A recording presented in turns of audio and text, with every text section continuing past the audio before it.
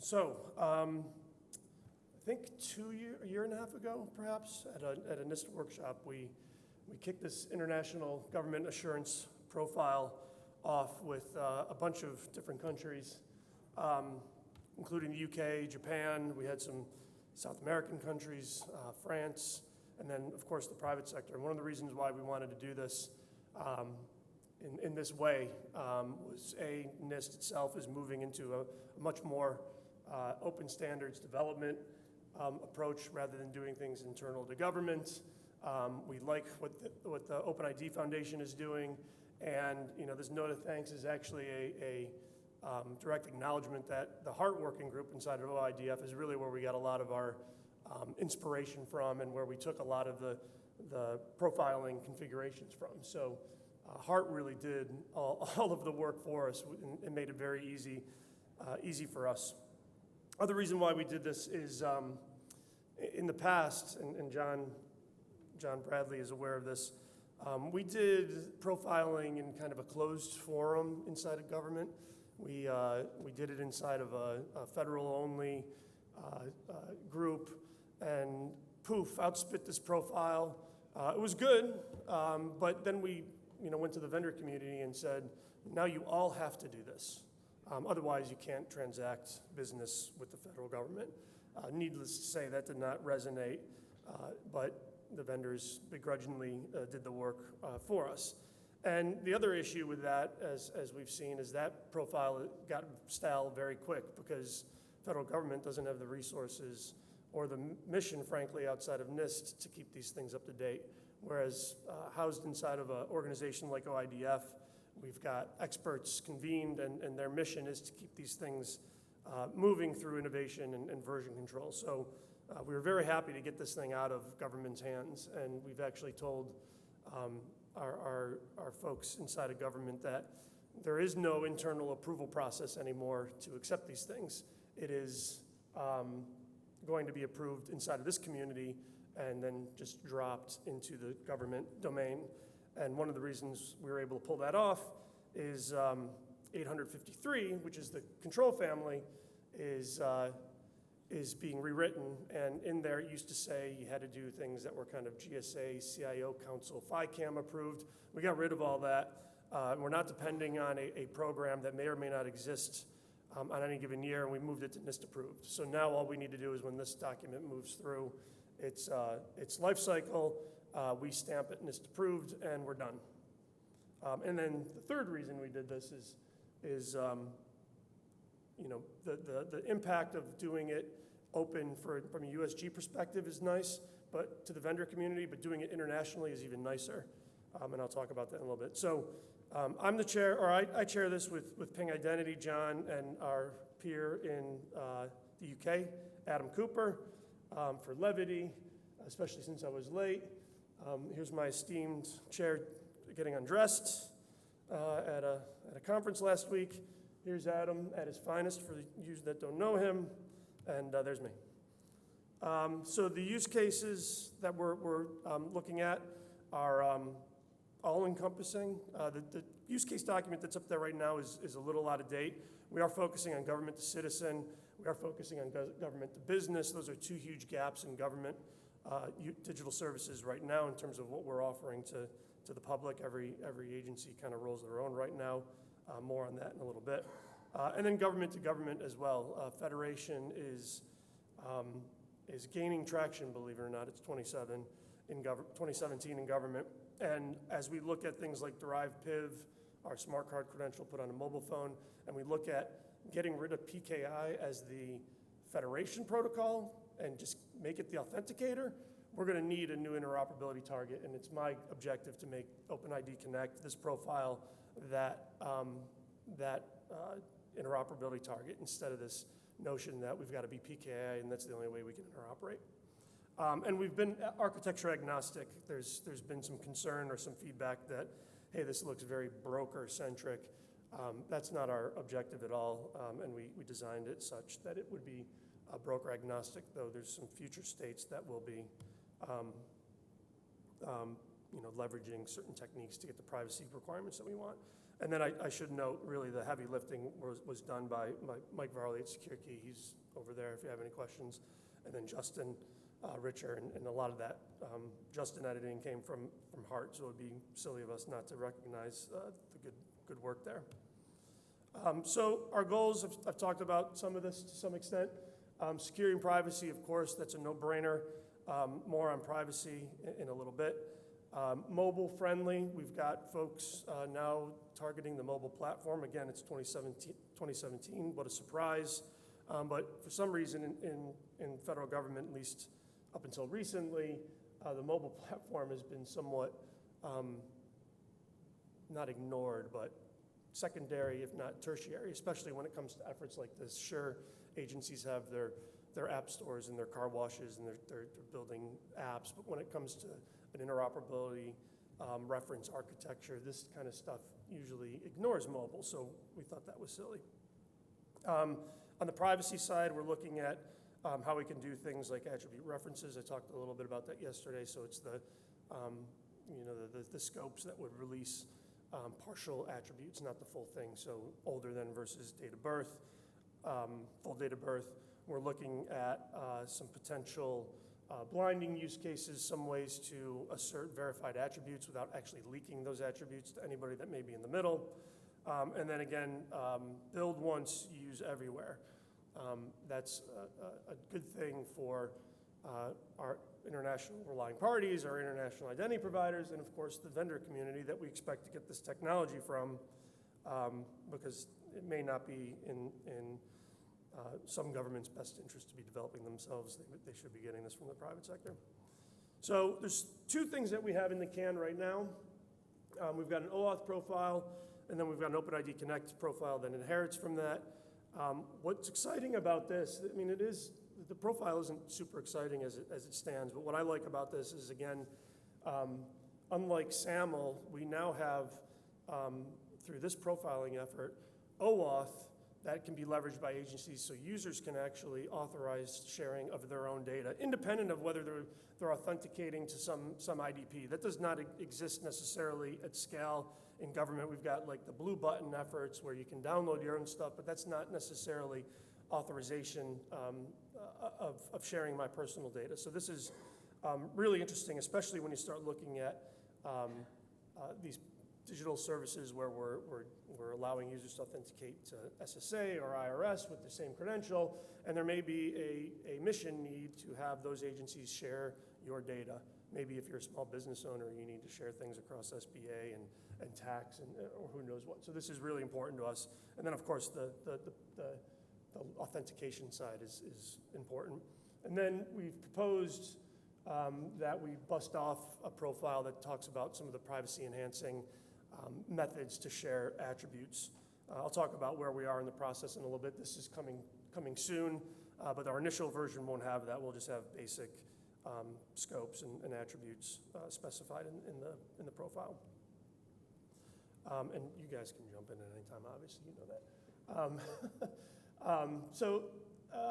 Again, key features from our perspective is we're using PKCE, so proof key for code exchange, IETF best current practice, which gets us some scalability on malware or on mobile without introducing risks of bad actors getting access.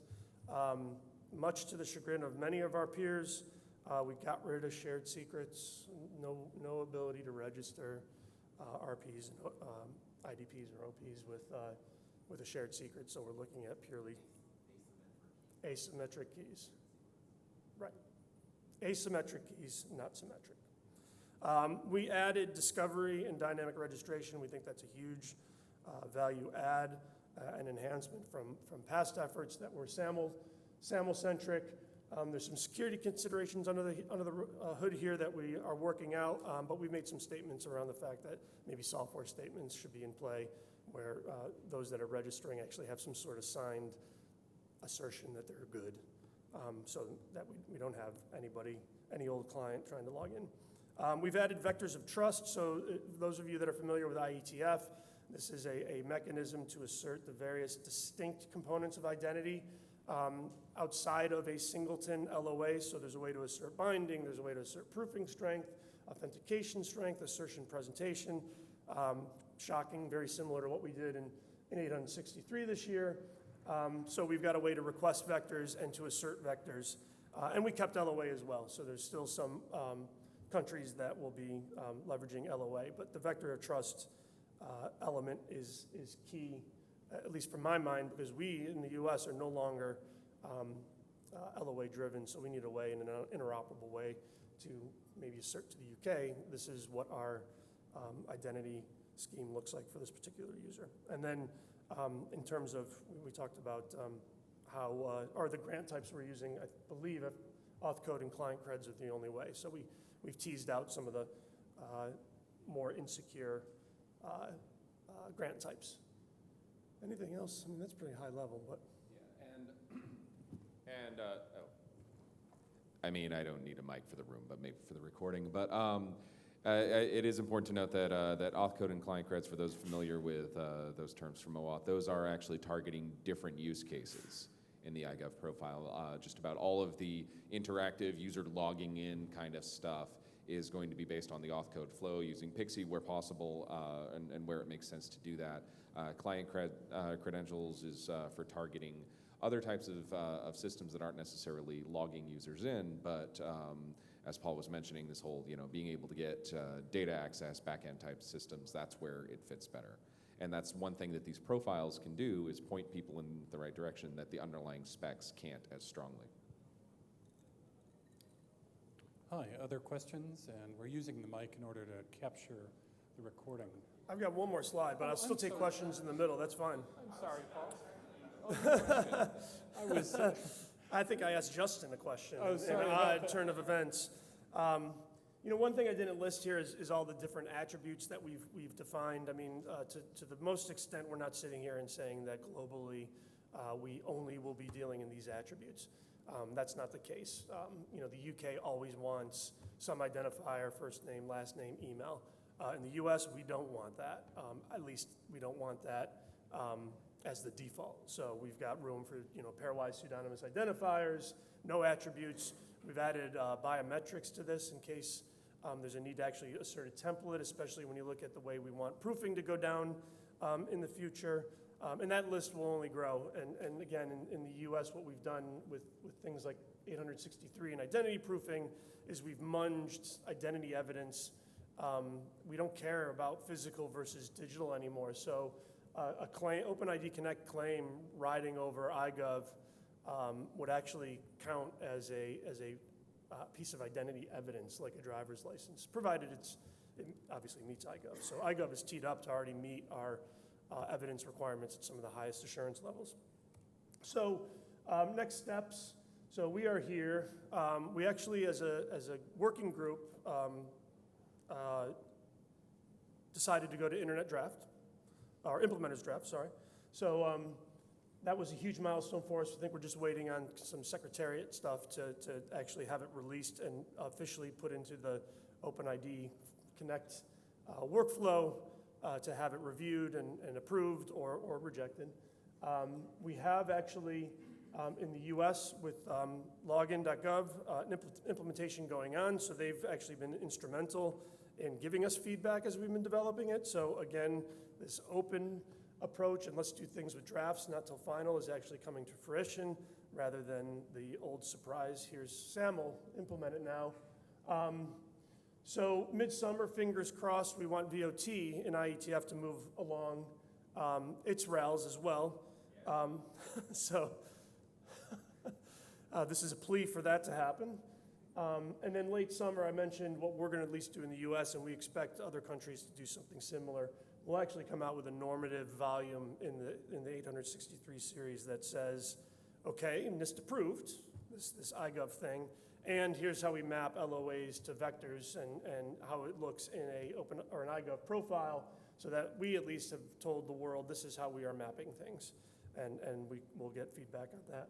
And then hopefully V1 will be done, and then we'll shoot into a round 2, because we do have, when we were chartered, we have some pretty significant privacy aspirations that we decided not to get in the way of version 1. So we'll be tackling those here in the upcoming months once we get through the summer. So that's That's the high-level view. I'm happy to answer any questions or turn it. I'll just have a quick comment, Sure. less of a question. I just want to commend you guys for doing outstanding work. You know, a lot of this in government is not standard whatsoever, and you guys creating this is allowing government to move to the latest technologies as opposed to being a SAML shop, which it loves to be today. Yeah, and you know, this isn't a bash on SAML meeting, but we do plan on doing something similar with SAML, and the goal there is at least to get government current. We'll take likely what login.gov's done as the contribution into that, do it in an open forum, and you know, there's an ulterior motive there of, you know, hey, why would you upgrade to the SAML profile when you can go to this OpenID Connect thing? That'll be a nice outcome as well.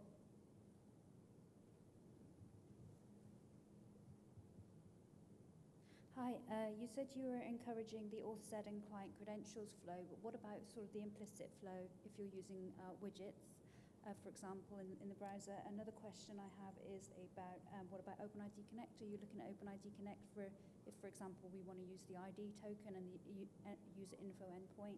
And then my third question was, how are you encouraging vendors to implement this profile so we don't have to build our own in-house custom code to implement it? The last one's easy. I mean, because we're doing it no IDF, I think from my perspective, we've got the vendors at the table. So, you know, the pings of the world are there, the securekeys of the world are there, and they are, you know, frankly, my role and Adam's role is to discuss use cases and functionality we need. Their role is to obviously combat that, but also say what's practical and what is actually being implemented in the real world by vendors based on their clients. So we're not doing anything that's hinky or you know, out of the norm. So they've kept us honest there. But then at that point, because it's a profile, we expect the vendors that are, you know, delivering to government to be able to support that. John, did you want to take the first two? So I think the first Implicit. one about the implicit flow. At the moment, we're not including the implicit flow because it is inherently much less secure for a bunch of reasons. We've just finished off the best practices for native apps, and we're looking at doing a best practices for implicit type applications, but that in order to secure them as well as in an appropriate way, we either need token binding to actually be implemented in the browsers and fetch. So there's a couple of hurdles there to be able to do that, or we need to, there's a couple of other browser things that aren't uniformly implemented across the browser. So unfortunately, there isn't a perfect solution for those sorts of applications at the moment, and we can talk about it later, but it's still, the right answer isn't clear enough to be able to make it into this spec. And you had another question in there someplace?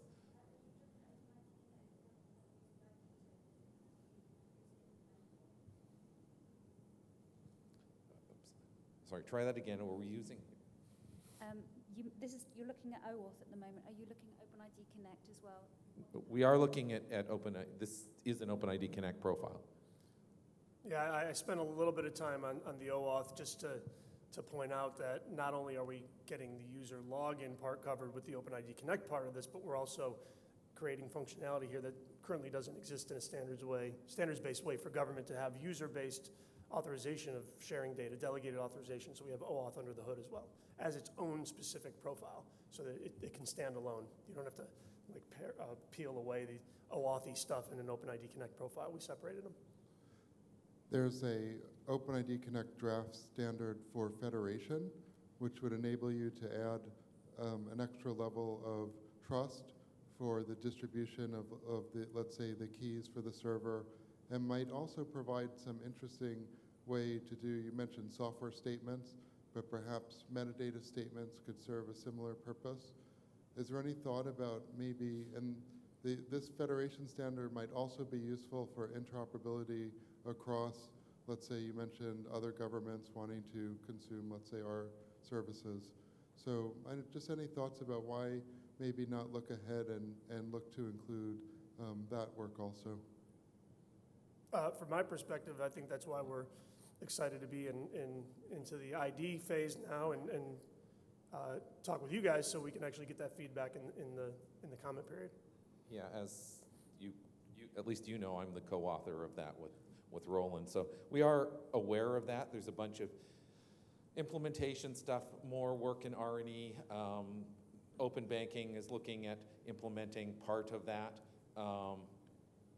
That's probably the next round of changes to start incorporating some of that. It's still probably a bit new to wind up going into the first batch of specs that we want to get out. So it's on the roadmap, but probably not in the first cut of the document. The history here is that all these countries, UK, US included, were defaulting to SAML because we had the profiles, and that's what was kind of legacy. And we're So John was the author of that, and Adam Cooper the other, and we had to get ahead of that never-ending loop.